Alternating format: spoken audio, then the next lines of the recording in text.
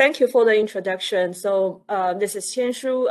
I'm currently a postdoc working with Dr. Bing Chen in Harvard Medical School, Boston Children's Hospital. And our lab is interested in the structure study on the virus fusion protein and also to develop the antiviral therapeutics based on the structure.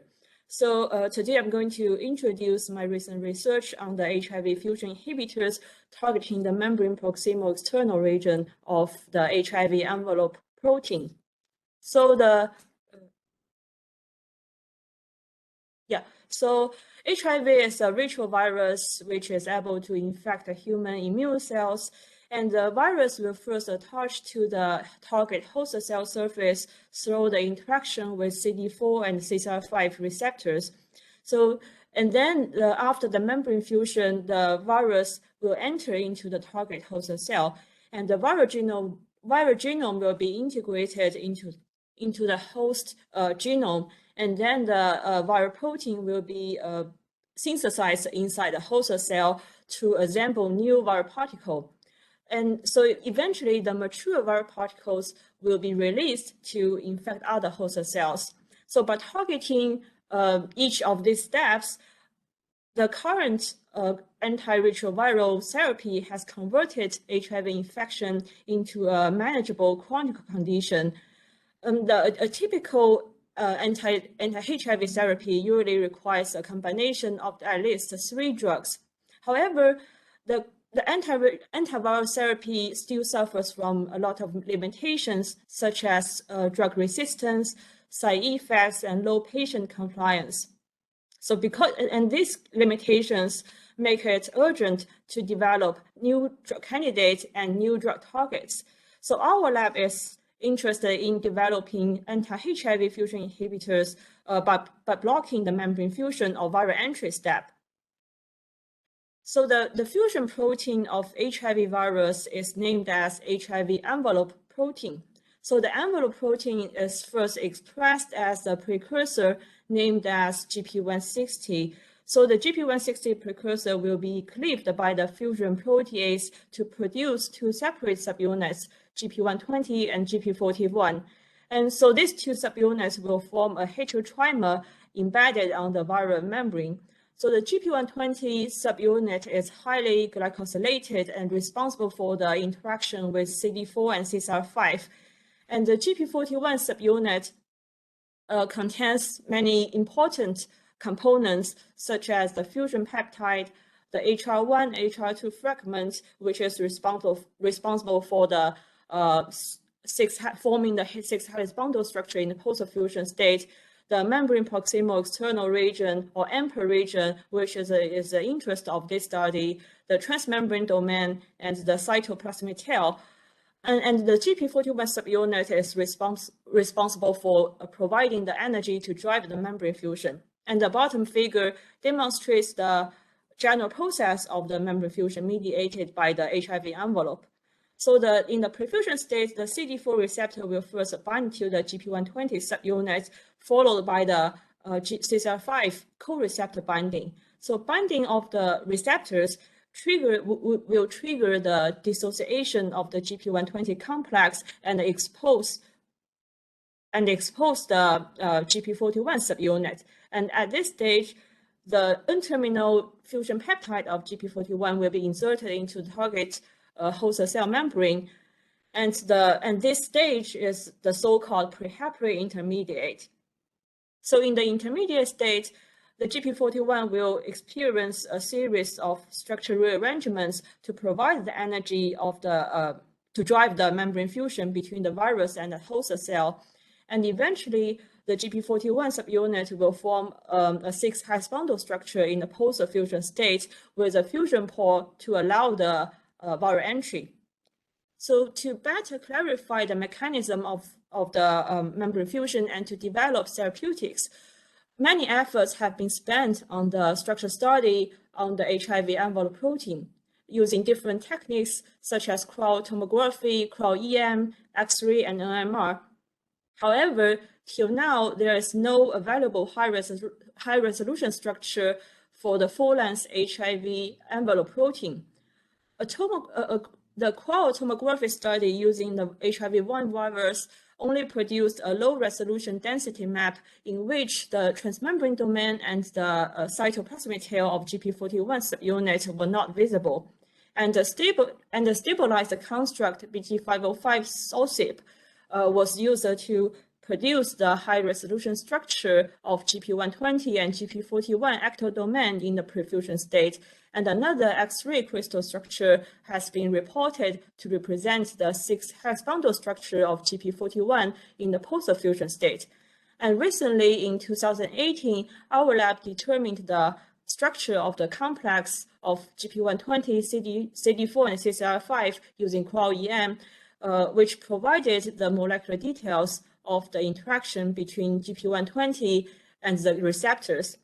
And more recently, in collaboration with Dr. James Cho's lab in Harvard Medical School, we determined the structures of amper, transmembrane domain, and cytoplasmic tail using NMR, which most likely represent for the prefusion state of these key components of GP41 subunit. So with all these efforts, the process of membrane fusion has been very well characterized, and a variety of fusion inhibitors have been developed to target each steps of the membrane fusion. So one class of fusion inhibitors can target the CD4 binding site of GP120 subunit to block the interaction between the CD4 and GP120, and another class of fusion inhibitors can occupy the CCR5 co-receptor to prevent the GP120 binding to it, and the third class of fusion inhibitors can block the formation of the 6-hex bundle structure in the post-fusion state. Despite of all these efforts, there are still a lot of limitations. Specifically, there is a severe drug resistance problem, which is most likely due to the fact that the HIV is capable of mutating very frequently. So this limitation makes it urgent to develop fusion inhibitors with broad spectrum targeting the conserved region. And this is also the reason why we are interested in the AMPER, or membrane-proximal external region of GP41. So AMPER region is highly conserved across different HIV species of HIV-1, HIV-2, and SIV. It contains a lot of hydrophobic residues, and according to the NMR structure, AMPER is located at the C-terminal of the GP41 subunit in the connection between the ectodomain and the transmembrane domain, and it is partially immersed in the virus lipid membrane. And more importantly, AMPER is very critical for the membrane fusion and has been captured by a variety of broadly neutralizing antibodies, such as 2I5, 4E10, and 10EA, suggesting that it is functionally critical. And more importantly, AMPER is, although it is located at the C-terminus of the GP41, it is closely related to the stability of the whole HIV envelope trimer, as well as the antigenic function of the ectodomain. So mutations in AMPER region would lead to a different sensitivities against the antibodies targeting the HIV, the ectodomain or the GP120 subunit, suggesting that the AMPER region is critical for the stability and epitope exposure of the HIV envelope. So as a major target of the immune system, AMPER has always been the focus of the vaccine development, but has rarely been explored as a drug target, mainly because AMPER doesn't have a native binding partner, and the current drug discovery is mostly dependent on the protein-protein or protein receptor or enzyme substrate interaction. So to address this problem and to develop anti-AMPER-directed fusion inhibitors, we established an antibody-guided drug screening strategy. So we first designed we first designed and produced an engineered protein to mimic the intermediate state of GP41 and named it as GP41 inter. So the prehaparin intermediate state of GP41 can be captured by the AMPA-directed broadly neutralizing antibody. However, the prehaparin intermediate state is very difficult to express and purify because it is naturally unstable. So it is not suitable for the high throughput screening assay. So we designed an engineered protein to mimic this state. So in this design, an extra HR2 fragment was added to the N-terminus of this protein, which would form a 6-hexagonal bundle structure with the HR1 fragment at the N-terminus. And at the C-terminus, there was a fold-down trimerization tag. So in this way, the HR2 and AMPA fragment in the middle would be restrained in the intermediate state, and this construct has been proven to be able to mimic the prehaparin intermediates properly and can bind with different AMPA-directed broadly neutralizing antibodies. So in this way, we utilized this engineered protein as well as the AMPA-directed antibody 2F5 to set up the high throughput screening assay. So, and the basic principle behind this design is very straightforward. So the hit compound that is able to outcompete the antibody and bind to the AMPA region should be able to block the membrane fusion and viral infection by using a similar mechanism as the antibody. And the fluorescence signal generated by the antibody binding to the GP41 inter will be used as an indicator of the compound potency. So in this way, we screened more than 160,000 compounds and eventually identified 164 hit compounds for the following validation. So all these hit compounds were validated using SPR and cell-cell fusion assay and pseudovirus neutralization assay. And eventually, we identified the most potent hit compound, diquilinium. So diquilinium is an active ingredient of several antiseptic and disinfectant medications.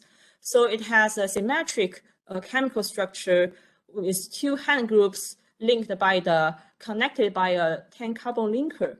So to further improve the inhibitory properties of diquilinium, we designed a series of analogs of diquilinium with modifications to the hand groups or the linker region.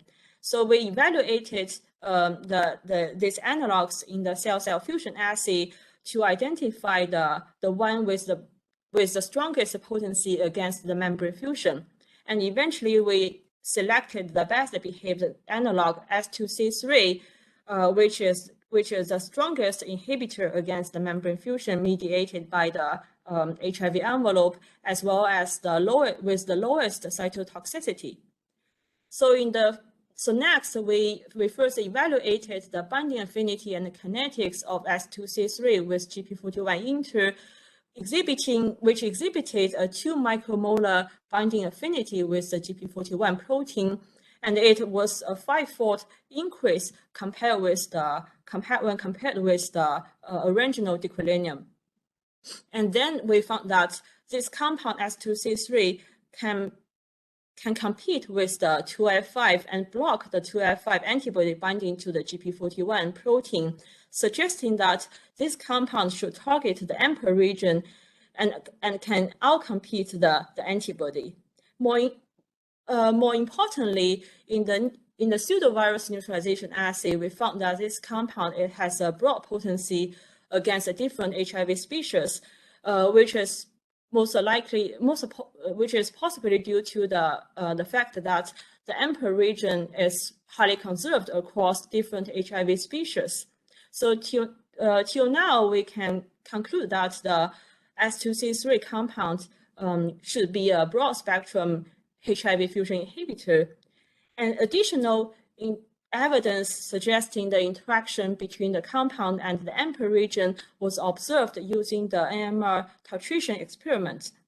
So the previous NMR structure study on the AMPA transmembrane domain allowed us to investigate the interaction between the compound and the amper region at a residue level.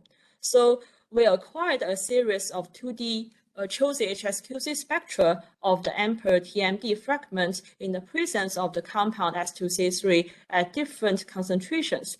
And we found that the chemical shifts of some residues changed upon the S2C3 titration, suggesting that these residues should be involved in the interaction of the between the compound and the amper region, between the compound and the protein.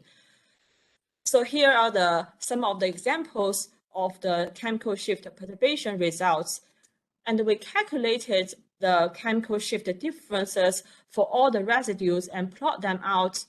And we found that almost all the residues showing chemical shift change upon the S2C3 titration were located in the amper region. So when we mapped these residues to the NMR structure of amper TMD fragment, we found that these residues formed a potential binding pocket for the compound. And in addition, we also noticed that the peak intensity of the residues in the amper also decreased upon the addition of the compound S2C3, suggesting that the compound binding could reduce the backbone flexibility of the amper. And very interestingly, we also noticed that the C-terminus of the transmembrane domain also also exhibited a decrease in the peak intensity, suggesting the conformational coupling between the amper and the C-terminus of transmembrane domain, which was also consistent with the later NMR dynamic study on the GP41 cytoplasmic tail. So till now, we can almost be sure that the compound should be interacting with the amper region, and next we to better clarify the interaction between the compound and amper, we acquired a 3D nosy spectrum for the amper TMD fragment bound with the compound S2C3. So nosy experiment has been widely used in the NMR structure study, which can provide the distance information between two protons, as indicated by the peak intensity of the NOE cross peak. So in our experiment, we observed the NOE peaks between the compound S2C3 and the residues of amper. Specifically, the strongest NOE cross peaks were observed between the hand groups of the compound S2C3 and the tryptophan side chains of the residue 666 and 672, suggesting that the hand groups of the compound should be in contact with these two tryptophans. And with all these informations, we determined the NMR structure for this complex. And according to the NMR structure, the compound binding did not change the structure, did not change the overall structure. So as you can see in this figure, the amper TMD still formed a trimer embedded in the lipid membrane with the amper floating above the membrane. And the compound S2C3 can bind to a pocket formed by the residues from of the amper from two protomers. So this structure showed that the compound should be able to bind to the amper region in the prefusion state. And when we take a close look at the binding pocket, we found that the compound S2C3 were in contact with a lot of hydrophobic residues and tryptophans. So particularly, the hand groups of the compound S2C3 were in contact with the tryptophan 666, 680, and 672, forming a pi-pi interactions, which should be very important for the interaction between the compound and the amper. And the linker region of the compound was in contact with the side chains of the hydrophobic residues, such as leucine and isoleucine. And the side chain of the arginine 683 protruded into the binding pocket, which was also consistent with what we observed in the NMR titration experiment. So this structure suggests that the hydrophobic interaction should be dominant for the compound binding. So to further validate this binding pocket structure, we generated a series of mutants of AMPR carrying mutations in the key residues. So we noticed that the mutants with decreased hydrophobicity become less sensitive to the S2C3 inhibition. In contrary, the mutants with increased hydrophobicity become more sensitive to S2C3 inhibition. So this data suggested that confirmed that actually the hydrophobic interaction should be dominant for the compound binding at the inhibitory activity. So next, we are curious about the mechanism behind the compound inhibitory activity. Specifically, we're curious about whether the compound binding could affect the CD4 receptor binding interaction with the HIV envelope protein. So to address this question, we performed a series of flow cytometry assays to evaluate the CD4 receptor binding to the HIV1 envelope trimer on the cell surface. So as a control, we also included two antibodies, the CD4 binding site antibody VL01 and the trimer-specific antibody PG16, to indicate whether the compound binding could impair the structures of the HIV envelope trimer or the CD4 binding site. And very interestingly, we noticed that the CD4 receptor binding was significantly inhibited by the compound S2C3, while the two antibodies binding were not impacted by the compound, suggesting that the compound will not sabotage the structure of the whole HIV envelope trimer, but can prevent the CD4 receptor binding to the HIV1 envelope, as well as the following virus attachment. So taking all these evidences together, we can propose a possible mechanism to explain the S2C3 inhibitory activity. So in the prefusion state, the CD4 receptor would bind to the GP120 subunit first, and which will induce a shift of the equilibrium between the closed conformation and the open conformation of the HIV1 envelope trimer. And this CD4-induced conformational change is necessary for the CD4 receptor binding. And the following GP120 dissociation will expose the GP41 subunit to allow the AMPR-directed broadly neutralizing antibody to bind to the AMPR region. And the previous NMR study suggested that the AMPR is closely related to the stability of the prefusion HIV1 envelope trimer. And in our study, in our NMR structure, it suggested that the compound binding could promote the stability of the AMPR region by protecting the hydrophobic core against the outside solvent.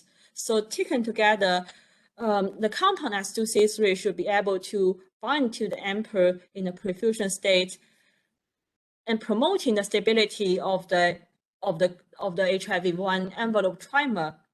And so in this way, it can prevent the conformational change, which is required by the CD4 receptor binding.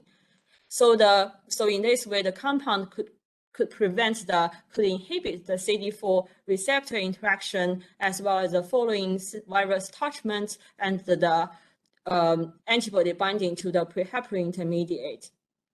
So to summarize, we established antibody-guided drug screening strategy and identified a broad spectrum HIV fusion inhibitor targeting the AMPR region, which provided a potential drug candidate and making the AMPR region a druggable site. And the following NMR structure study clarified the binding pocket structure in AMPR, which would contribute to the future anti-HIV drug discovery. And more importantly, as a proof of concept study, the strategy of antibody-guided drug screening has a widespread utility and can be easily applied to other infectious diseases. So with that, we provided a novel paradigm for the future drug screening.